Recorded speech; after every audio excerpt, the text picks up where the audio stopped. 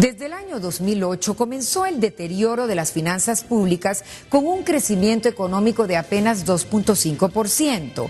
Problemas de liquidez, además de una situación fiscal compleja con mínimas condiciones para combatir la pobreza, que más bien aumentó de 66% a 70%. No se ha contado con el ambiente y los estímulos necesarios para que la empresa privada se sienta confiada que las reglas del juego no van a cambiar y puedan invertir en el país y generar empleo. Todo lo contrario, lo que ha ocurrido es una especie de cacería y descrédito contra los empresarios en desmedro de la población desempleada.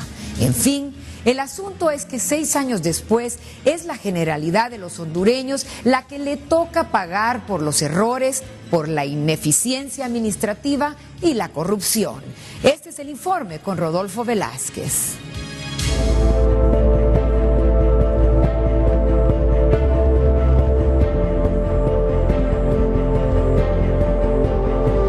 Honduras se enfrenta a una situación fiscal frágil con un déficit con relación al Producto Interno Bruto equivalente de 6 a 8%, es decir, entre 25.000 a 28.000 millones de lempiras, por lo que se debe buscar una ruta de sostenibilidad fiscal.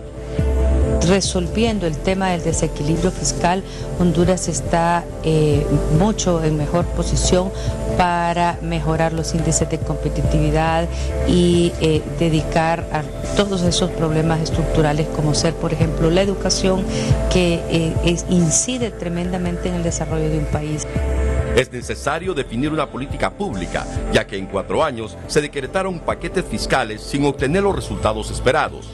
Aún y cuando se han tomado medidas bastante drásticas, 7, 8, 9 decretos de modificación en las leyes tributarias, en los instrumentos de captación de recursos, no han sido capaces de rescatar de los niveles de pobreza a gran porcentaje de la población. Los empresarios exigen seguridad jurídica que garantice y proteja su inversión. Porque usted no puede ni generar empleo ni asegurar una economía sana si no tiene la capacidad de garantizar la seguridad jurídica para la inversión nacional e internacional. ¿Por qué? Porque el tema no camina por las reglas que sean cómodas o sean fáciles, no, son reglas que deben de estar estructuradas dentro de una seguridad jurídica y de un Estado de Derecho. El país tiene un problema estructural de bajo crecimiento económico, que se refleja en menor inversión, por tanto, menos empleo y pobreza. El reto más urgente, tal vez no el más importante, pero sí el más urgente, es la sanidad de las finanzas públicas.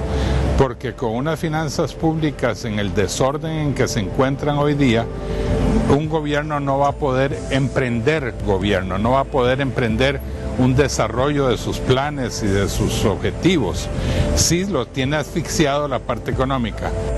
El proceso de deterioro de las finanzas públicas comenzó en 2008 y 2009, que llevó a la deuda interna en 95 y 70%. El abrir puertas en el entorno internacional para la colocación del bono global, pero también el haber suscrito un acuerdo con el fondo, nos ha dado ese alivio hasta cierto punto, pues, de ir renovando o reestructurando la deuda interna, convirtiéndola en deuda externa y de más largo plazo. La transparencia será posible si, además de sanear las finanzas públicas, se enfrenta el tema de la corrupción. Un país que pueda competir con el resto de los países de la región, mejorar nuestros indicadores para hacer negocio, mejorar el tema presupuestario, realmente hacer sacrificios grandes y ser un gobierno muy prudente en el gasto. El nivel de gasto crece, no en la proporción en que crecen los ingresos, y eso hace que el presupuesto público se incremente entre 7 y 10% después que el Congreso Nacional aprobara otro presupuesto. El exceso de gasto nos permita tener entre 10 y 28 mil millones de lempiras de déficit que habrá que cubrirlo de alguna forma. En otras palabras, el dinero que pudiera venir del nuevo paquete de medidas económicas va a servir para cubrir en parte la deuda interna que se adquirió a un costo muy alto y en parte también cierto nivel de deuda pública de cosas que se dejaron pagar el año 2013. Con el nuevo paquete tributario se espera reducir el déficit fiscal hasta un 4.5%, Pero para muchos, las medidas son insuficientes y tienden a deprimir la economía. Si se piensa en este momento que incorporando nuevos impuestos a la canasta básica, a los combustibles, a otros temas que son muy importantes para la mayor parte de nuestra población, no es que va a mejorar, que va a tener un bienestar la población, sino todo lo contrario, va a disminuir ese bienestar. Y algo que también es muy importante, va a disminuir la capacidad de compra de las personas, porque en la medida que los artículos o los bienes o los servicios son más caros, entonces la capacidad se va a ver disminuida. No podemos seguir cobrando más impuestos, presionando más a la población y el gobierno gastando más. El panorama obliga al gobierno a tomar medidas para atenuar el desequilibrio fiscal. El gobierno tiene que empezar, el nuevo gobierno tiene que empezar a fusionar instituciones, a cerrar algunas, a agrupar proyectos, a ver quién trabaja y quién no trabaja, atacar todo ese desorden que hay en la administración pública para que tengamos un Estado ordenado y reduzcamos el gasto y haya un mayor control del gasto. Primero readecuar la estructura administrativa volviéndola más eficiente y luego generar un clima de inversión que permita al inversionista nacional e internacional tener la confianza necesaria para poder invertir sus recursos, generar empleo, generar riqueza y generar un bienestar en la población. Se debe cumplir la ley de evasión y ampliar la base de contribuyentes.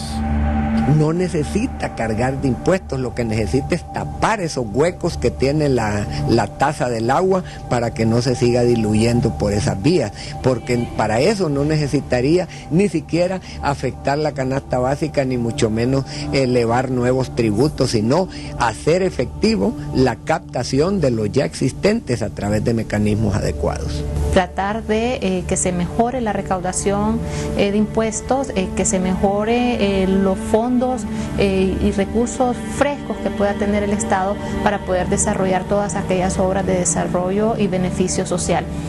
El país cerró 2013 con 4.92 de inflación interanual. Expertos consideran que el nuevo paquete tributario sumaría 2 puntos adicionales en el índice de inflación de 2014. Atenuar la inflación debe ser la meta del nuevo gobierno, ya que golpea a los más pobres y crea incertidumbre económica e intranquilidad social. Así como nadie desconoce la situación por la que atraviesa el país, nadie rechazaría la inevitable necesidad de apoyar, cada quien con sus posibilidades, un plan económico y fiscal concertado, con medidas claras y discutidas ampliamente con todos los sectores, de forma que sea más fácil entender el objetivo y ser parte de él. Y si a esa forma de hacer las cosas le agregamos un compromiso sincero, creíble de las nuevas autoridades, de hacer las cosas correctamente, de no enturbiar las licitaciones, de gobernar con transparencia, de dar claros ejemplos que la corrupción no quedará impune, de acciones que muestren austeridad. Con esos mensajes se podría esperar que todos van a probar la receta y se tomarán este trago amargo. Varios países europeos tocaron fondo y adoptaron severos planes de rescate que provocaron masivas y en algunos casos violentas reacciones populares de rechazo. Pero allá los gobiernos se apretaron la faja y fueron los primeros en dar el ejemplo. Aquí, por la crisis económica y la estabilidad política, ya no se puede seguir jugando con el noble pueblo. Ya basta. La nueva Honduras está en nuestras manos. Hagámosla crecer.